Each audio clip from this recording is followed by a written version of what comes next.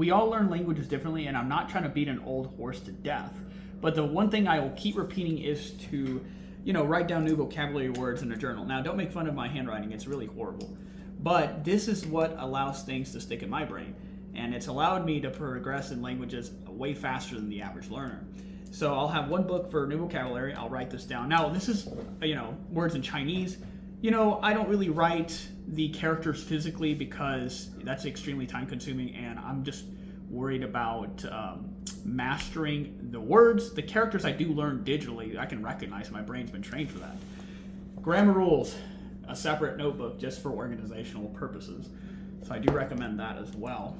But this method really just works for me. This is how this is the way my brain works. Now I can write things down digitally, like on my phone, like on a color note or whatever app you guys want to use in that sense.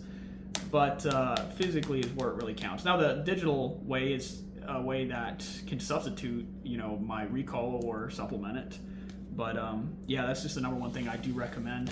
With Chinese, recently in 500 hours, I obtained an intermediate mid-level. I got the shit laminated because I was extremely proud of this shit.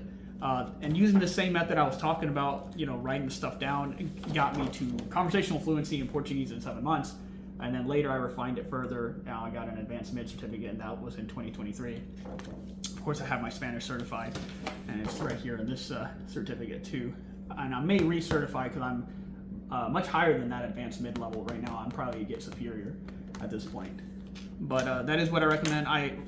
If you use Duolingo, that's fine, but it has some limited efficiencies. So, for example, Duolingo is gonna probably keep you stagnant at the beginner level. Like, you are using the language, you are learning words, but you need some structure. So I do recommend getting a grammar book in the target language. I have several, for Portuguese and Mandarin. I even have some for Spanish because I had to, fine tune it back in 2022.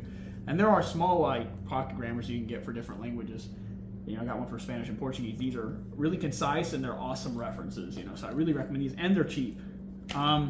You can also get a basic phrasebook type of little pocketbook thing, and you can write this shit down too. It can help internalize these structures, these beginner structures. So I'm not saying Duolingo is bad. I'm just saying that if that's the only resource you have for learning a language, you may not get to intermediate level at all unless you really supplement it with a diverse amount of material. So that is my advice.